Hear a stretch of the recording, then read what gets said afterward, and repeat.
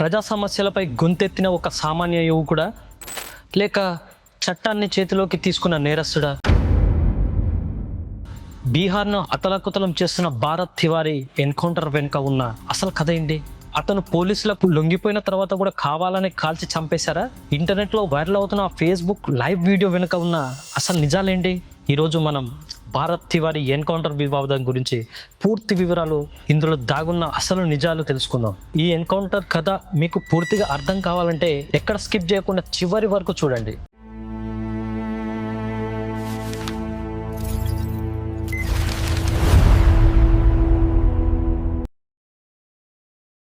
బీహార్ భోజ్పూర్ జిల్లాలోని బలౌతి గ్రామానికి చెందిన 26 ఏళ్ల భారత్ భూషణ్ తివారీ ఒక బిఎస్సి విద్యార్థి. గత 2 ఏళ్లుగా తన గ్రామంలో వరదలు, రోడ్లు, విద్యుత్ సమస్యలపై సోషల్ మీడియా ద్వారా నిరంతరం గొంతు విప్పుతూ వచ్చాడు.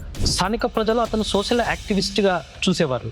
అయితే జూన్ 15న భారత్ తివారీ పెట్టిన కొన్ని ఫేస్బుక్ పోస్టులు తీవ్ర కలకలం రేపాయి. వ్యవస్థపై తీవ్ర అసంతృప్తితో ఒక అధికారిని హెచ్చరిస్తూ దేశంలో విప్లవం రావాలంటూ అతను మాట్లాడడంతో పోలీసులు అతనిపై నిఘా పెట్టారు.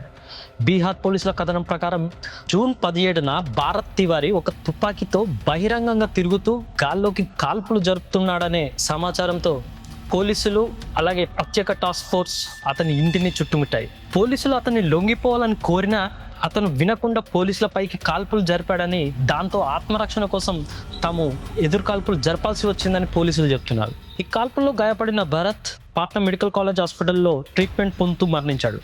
కానీ ఇక్కడే కథ పూర్తిగా మారిపోయింది. భరత్ కుటుంబ సభ్యులు మరియు గ్రామస్తులు ఇది పక్కా ఫేక్ ఎన్కౌంటర్ అని ఆరోపిస్తున్నారు.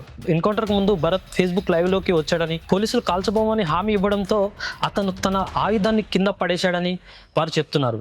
ఆయుధాలు లేని వ్యక్తిని లొంగిపోయిన తర్వాత కూడా పోలీసులు కావాలని కాల్చి చంపారని గ్రామస్తులు లైవ్ సాక్ష్యాలు చెప్తున్నారు. అంతేకాదు, ఇక్కడ ఉన్న కొంతమంది వీడియోలు తీశారు.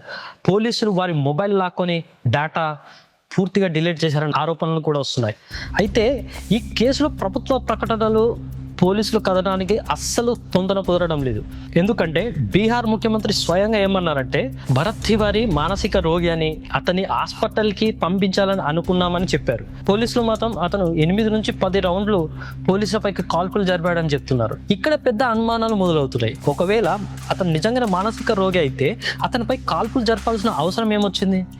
ఒకవైపు అతను అంత ప్రమాదకరమైన నేరస్తుడైతే ముందు సీఎం ఎందుకు వేరేలా చెప్పాడు? ఈ ఇద్దరి మాటలు ఎవరిది నిజం?